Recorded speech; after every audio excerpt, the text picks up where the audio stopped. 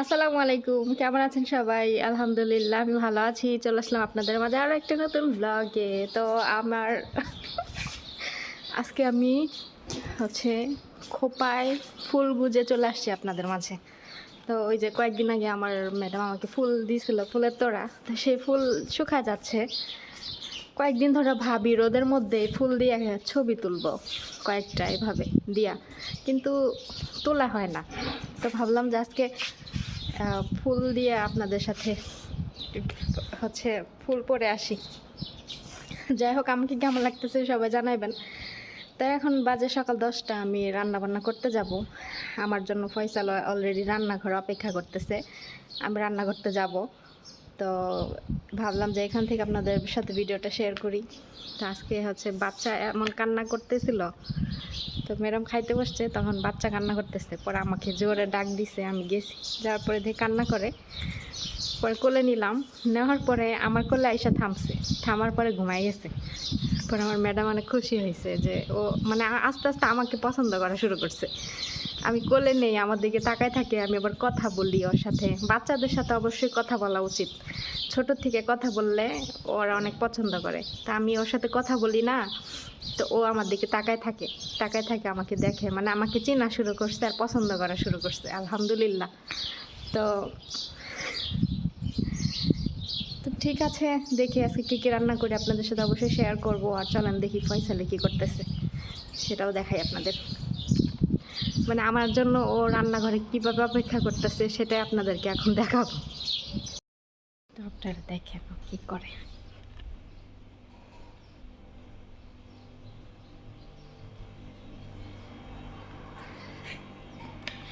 দেখেন, ও এখানে বসে আছে, আরও আধা ঘন্টা আগের থেকে এখানে বসে বসে আমার জন্য অপেক্ষা করতেছে যে আমি রান্নাঘরে আসবো, রান্না করব, অপেক্ষা করতেছে।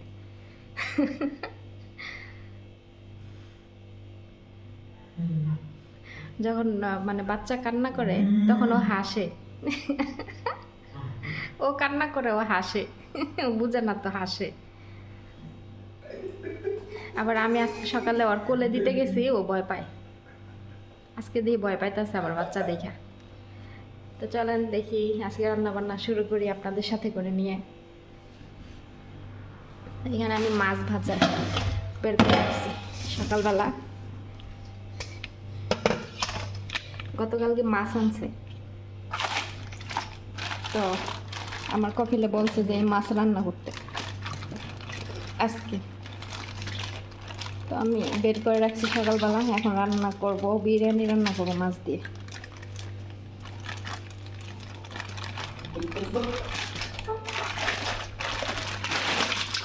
মাছগুলো এই যে এরকম বড় বড় পিস,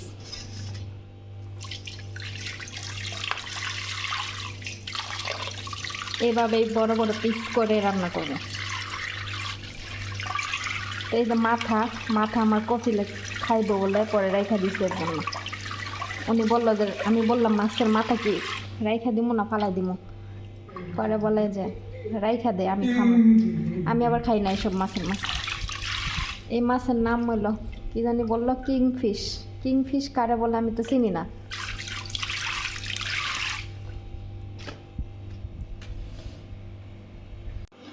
তো আমি সকাল থেকে ভাবতেছিলাম কি রান্না করবো, কি রান্না করবো, ভাইবা পাইতেছিলাম না। পরে লাস্টে মনে হলো যে বিরিয়ানি রান্না করি, বিরিয়ানিটা আলাদা রান্না করি, আর মাছটা ভুনা করে তারপরে বিরিয়ানির উপর দিয়ে সাজায় দিই, এটাই ভালো হবে মনে হয়।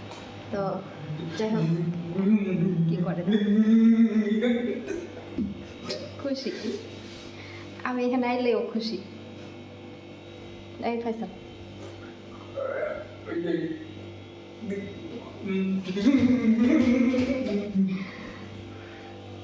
তো যাই হোক, কাজকাম করি।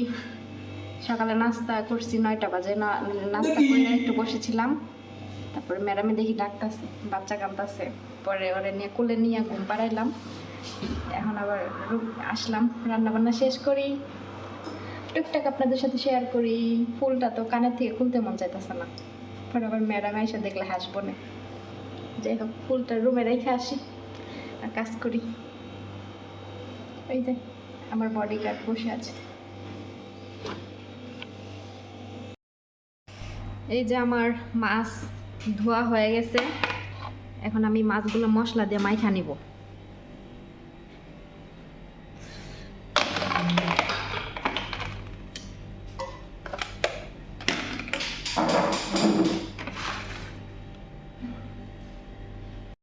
মাছগুলো আমি সব ধরনের মশলা দিয়ে সুন্দর মতো মাখায় নিব, কারণ অনেকে আছে শুধু লবণ আর হলুদ দিয়ে মাছ ভাজে, কিন্তু আমি সেটা করি না।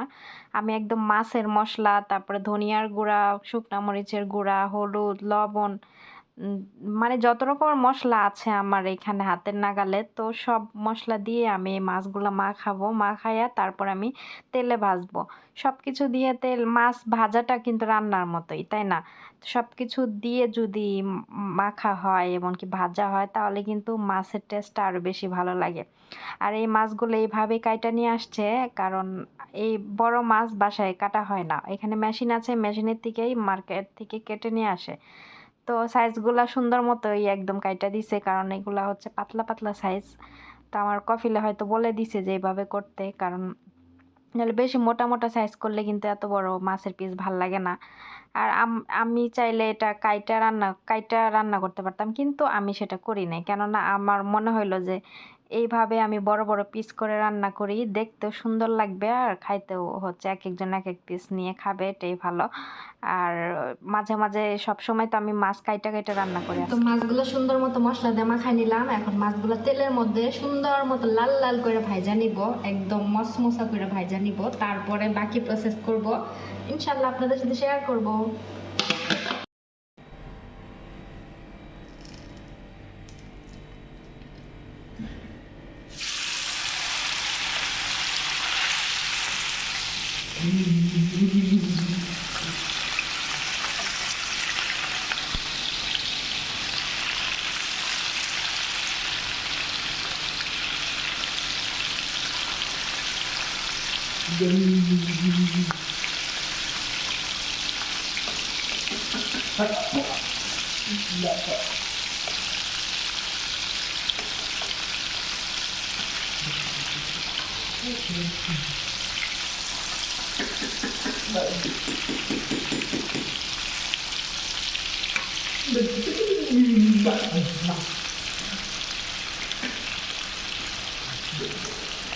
মাছগুলা ভাজা আমার এক পাশ হয়ে গেছে, এখন আরেক পাশে আমি উল্টায় দিচ্ছি সুন্দর মতো, কারণ বেশি একটু লাল লাল করে ভাজবো। একদম মানে সাদা সাদা করে ভাজলে আবার আমার ম্যাডামরা খাইতে চায় না, এরা মাছ একদম মচমচা করে ভাইজা পরে রান্না করে, ওইভাবে মানে পছন্দ করে। তো যেভাবে পছন্দ করে আমি সেইভাবেই সবসময় রান্না করার চেষ্টা করি।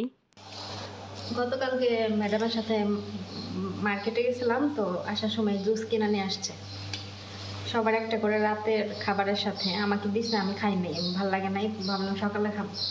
এখন রান্না করতে করতে খেয়ে ফেলি। বিসমিল্লাহ।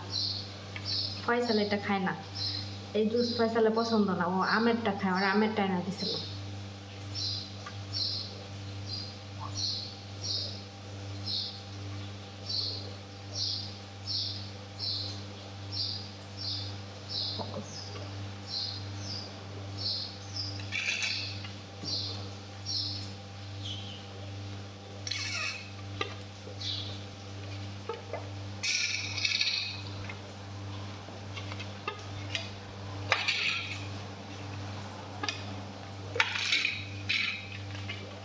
বরফ জমে গেছে, ডিপে রাখছিলাম ঠান্ডা হওয়ার জন্য।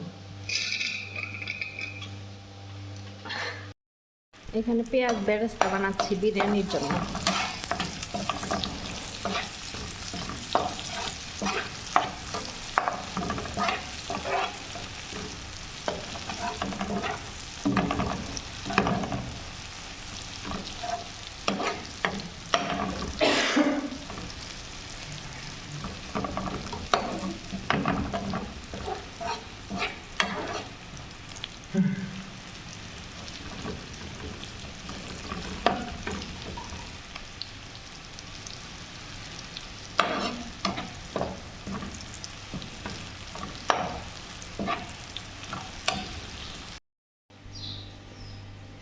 আর কি আর কি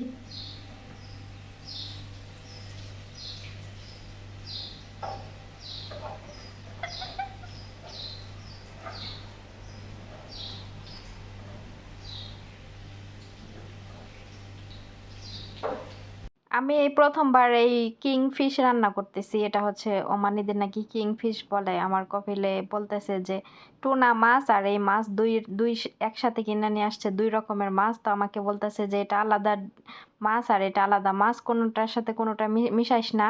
তো আমি বলতেছি যে এই মাছের নাম কি, তো বলতেছে যে এটা হচ্ছে কিং ফিশ। পরে আমি বললাম যে একটু বের করে দেখি। এখন বাইর করার পরে দেখি যে একটু পাঙ্গাস মাছের মতোই লাগতেছিল। পরে আমি বললাম যে এটা কি, মানে কিংফিশ কারে বলে। তো বলে তুই গুগলে সার্চ দিয়ে দেখিস কিংফিশ কারে বলে, আইসা পড়বে। তো আমি পরে সার্চ দিয়ে দেখছি প্রায় টুনা মাছের মতোই, এটা একটা আলাদা ধরনের মাছ। তো এখানে আমি সুন্দর মতো টমেটো, তারপরে সব ধরনের মশলা এগুলা দিয়ে আমি ভালো মতো কষাই নিচ্ছি মশলা। সুন্দর মতো কষাই নিয়ে তারপরে আমি এখানে যে মাছ যে ভাইজা রাখছি ওগুলো দিয়ে শুধু ভুনা ভুনা করব। আর একটু লেবুর রস, এটা তো না দিলে এখানকার তরকারি সম্পূর্ণ হয় না, প্রতিটা তরকারিতে লেবুর রস ব্যবহার করি আমরা। আরব দেশের মানুষ প্রতিটা খাবারে লেবু ব্যবহার করে, আর লেবু ছাড়া কখনো রান্না সম্পন্ন হয় না। ফ্রিজে সবসময় লেবুটা থাকবেই। শেষ হওয়ার আগে আবার বলি, তো আমি ফুল রান্নাটা আপনাদের সাথে শেয়ার করছি। তো এখানে যে আমি সুন্দর মতো এই মশলা কষাই নিয়েছি, তারপরে আমি এখানে যে দেখেন মাছগুলো একদম সাজায় দিয়ে দিলাম। যদিও ফ্রাই প্যানটা ছোট হচ্ছিল, তারপরে ব্যাপার না, আমি এটা চাপায় চোপায় মাছগুলা দিছি। মাছের পিসগুলো যে অনেক বড় বড়, আমি যখন মাছ খাইতে গেছি তখন আমার এক পিসই, মানে আমি হচ্ছে আমার বেশি হয়ে গেছে এরকম একটা অবস্থা। তো আমি হচ্ছে আবার উল্টায় দিচ্ছি দুই পাশে যাতে মশলাগুলো সুন্দর মতো যায়। এখানে আমি অল্প পরিমাণে জিরার গুঁড়া দিয়ে দিচ্ছি ছিটায়া। তো আমার ম্যাডাম এবার জিরার গুঁড়া কিনছে। আমার রান্না শেষ, দেখেন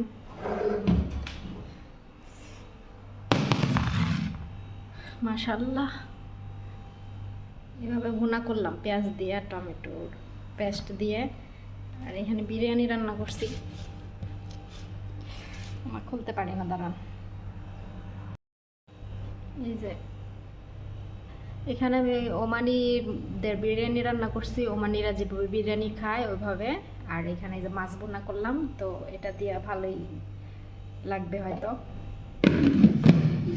ভাবছিলাম যে মাছগুলা উপর দিয়ে বিরিয়ানির উপর দিয়ে সাজাই দিব, কিন্তু পরে আবার ভাবলাম যে না, এটা আলাদাই থাক, কারণ আলাদা এইভাবে দেখতে সুন্দর লাগতেছে, তো এইভাবেই থাকুক।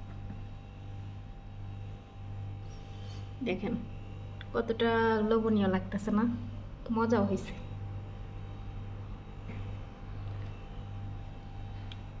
এইভাবে রাখলে আর কি এক সাইড থেকে নেবে, মাছগুলো ভাঙবে না, যেহেতু বড় বড় পিস মাছ। আর এইভাবে বিরিয়ানির উপর দিয়ে সাজায় রাখলে দেখা যাচ্ছে ভাত নিতে গেলে ভাঙ্গা ফেলবে মাছ। তো এই জন্য ওইটা চিন্তা করে আর একসাথে রাখলাম না, আলাদাই রাখি, এটাই বেস্ট।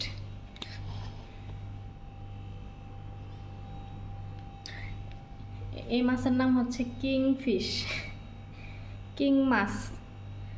এখন গুগলে গিয়ে সার্চ দিয়ে দেখবো যে কিং মাছ আসলে কাকে বলে, সার্চ দিয়ে দেখবো আর কি।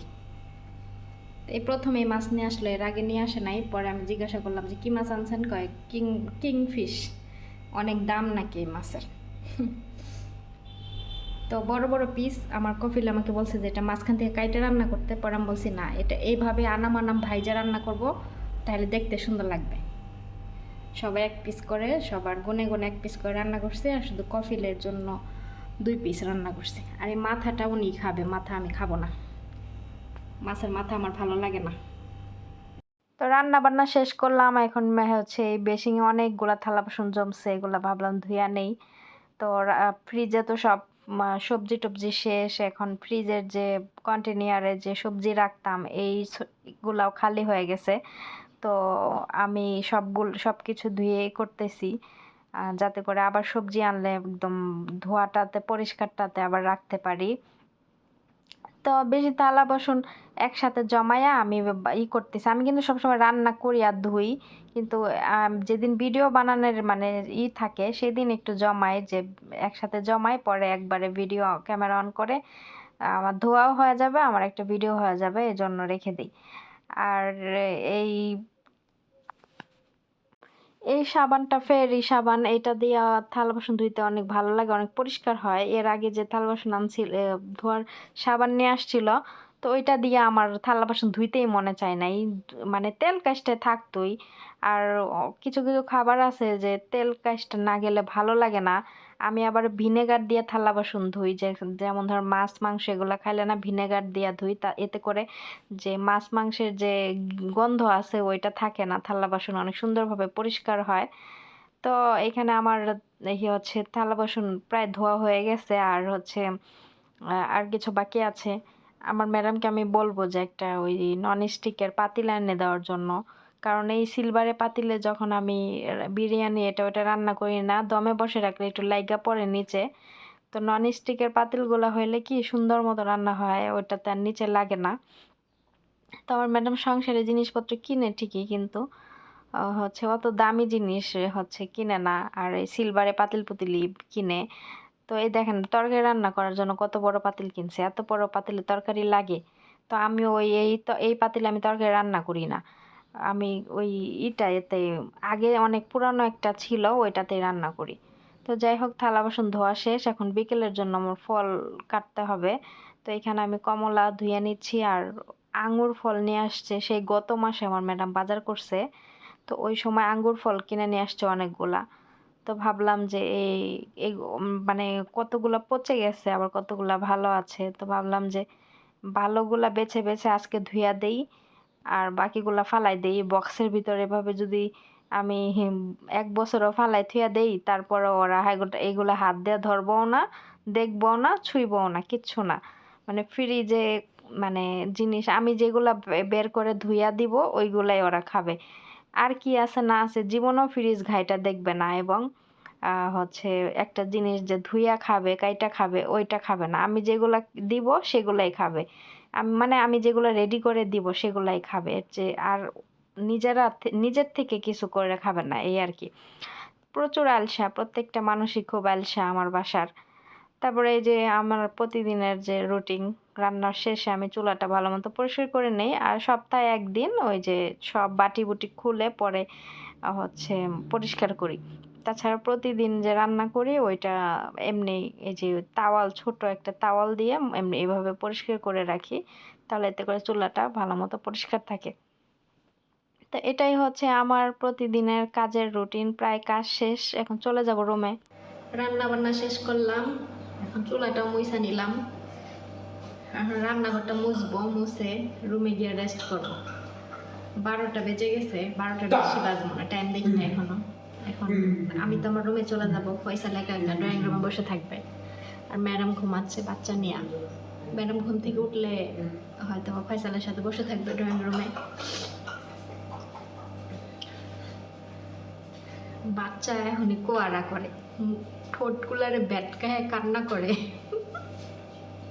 আর কয়দিন যাক, তারপরে দেখেন আরো বেশি কোয়ারা করবো। এখনই ঠোঁট ব্যাটকায় কান্না করে, ওরে কোয়ারা রে। আমার অনেক ভাল লাগে, ওরে মায়া লাগে, আদর করি অনেক। তো একটা বাসায় ছোট বাচ্চা থাকলে ভালোই লাগে, তাই না? কালকে রাতে যে কান্নাকাটি করছে আমার খুব খারাপ লাগছে। তো একটা জিনিস আপনাদের দেখাই, দাঁড়ান দেখেন একটা জিনিস দেখাই। এই যে ফিটার, এটা হলো কাচের ফিটার, হ্যাঁ, ধুইয়া ফ্রিজে রাখছে। তো এই কাচের ফিটারে হচ্ছে ঠান্ডা পানি দিয়ে দুধ বানায়া, মানে নর্মাল পানি দিয়ে দুধ বানায়া, তারপরে হচ্ছে এই যে এই পাতিলায় পানি বইরা পরে এই যে চুলায় আগুন জ্বালায়া ওই ফিটার এমনি বসায় রাখে, বসায় ওইভাবে ফিটারে দুধ গরম করে। তো এইভাবে হচ্ছে করলে, তো দেখাইলাম যে এটা এদেশ হলো কাচের ফিটার, প্লাস্টিকের ফিটার ওরা ব্যবহার করে না। বাচ্চার জন্য প্লাস্টিকের ফিটার ব্যবহার করে, কাচের ফিটার। তো ওই নর্মাল পানি দিয়া ওই দুধ বানাইয়া তারপর ওই পাতিলা হচ্ছে পানি দিয়া তারপর চুলার মধ্যে বসায় দিয়া ওই ফিটার পানির ভিতরে বসায় দেয়, ওইভাবে পানি গরম হয় আর ফিটারের দুধ গরম হয়, ওইভাবে গরম করে। তো ওইভাবে গরম করতে গিয়ে মনে করেন যে আমার ম্যাডামে রাতের বেলা যদি বাচ্চা দুধ খায়, তাহলে তার কি করতে হবে, সেই রুম থেকে বের হয়ে ওইভাবে দুধ বানাইয়া তারপরে রান্নাঘরে আইসা এভাবে গরম করতে হবে, তাই না? ঝামেলা না? তো আমি পরে হচ্ছে বইলা দিলাম যে ফ্লাক্সের ভিতরে পানি গরম করে নিয়ে তারপরে হচ্ছে ওই গরম পানিতে দুধ বানাইয়া একটা মগ নিতে, ওই মগের ভিতরে ঠান্ডা পানি রাখতে, তারপরে হচ্ছে মানে ঠান্ডা পানি মানে নর্মাল পানি, ফ্রিজের পানি না, আবার ঠান্ডা পানি রেখে পরে হচ্ছে ওই দুধ ফিটারটা ওই মগের ভিতরে রেখে দিলে কিছুক্ষণ দুধটা নর্মাল মানে বাচ্চা যতটুকু খাইতে মানে শৈব গরম ততটুকু আইসা পড়বে। তারপরে চেক করে তারপরে তাকে খাওয়াবো। এতে করে সে রাতের বেলা বাচ্চা দুধ খাইলে ঘরের থেকে বের হয়ে এভাবে আর গরম করতে হবে না, রুমে বসে বসে এটা বানাইতে পারবে, তাই না? তো এইভাবে আমি সহজভাবে মানে বলে দিছি, পরে এখন ওইভাবেই বানাই। তো অনেক কিছু আছে যেটা মানে আরব দেশের মানুষ জানে না, বুঝছেন? ওদের হচ্ছে হয়তোবা ওরা পড়াশোনা যাই করুক, ওদের মানে অনুযায়ী ওরা যতটুকু বোঝার বোঝে, কিন্তু আমাদের বাংলাদেশি মানুষ হচ্ছে যতটা বুঝে মানে ওরা এতটা ধারণা নাই। দেখছেন দুধগুলারে বানাইতো কত কঠিনভাবে, বারবার এই রান্নাঘর আইতো যাইতো। আমি সহজভাবে বুদ্ধি শিখে দিলাম, এখন ঘরে বসে বসে ওভাবে বানায়, তার রাতের বেলা ঘর থেকে বের হইতে হয় না। এইটাই তার মাথায় ছিল না, তারা জানতো না, আমি বইলা দিছি, এখন ওইভাবেই করে। এই যে এই ফ্লাক্সের মধ্যে রাতের বেলা পানি গরম করে নেওয়া যায়, তারপরে এই যে এটা মগ, এই মগের ভিতরে পানি নেওয়া যায়, তারপর দুধ বানিয়ে মগের ভিতরে রেখে দেয়। তো এই হচ্ছে শিখায় মানে বুঝাই দিলে ঠিকই বুঝে। খুদাই আমারে বাচ্চা হওয়ার আগে কতগুলা কথা কইছিল আমারে সন্দেহ করে, এখন বাচ্চা আমার কোলে দেয় না, আমি বাচ্চাটা নেই না, আমি দেখি কত আদর করি। আসলে এখন হয়তো তার চিন্তা ভাবনা পাল্টে গেছে, ভাবতেছে যে এখন বাচ্চা আমি কোলে নেই, দেখি, তাহলে তার ওই রকম আর এটা নাই, ঠিক আছে? যেটা বাচ্চা হওয়ার আগে আর কি বলছিল, আপনাদের সাথে শেয়ার করছি, ওই সন্দেহটা ওই ভয়টা এখন আর মনের ভিতরে নেই।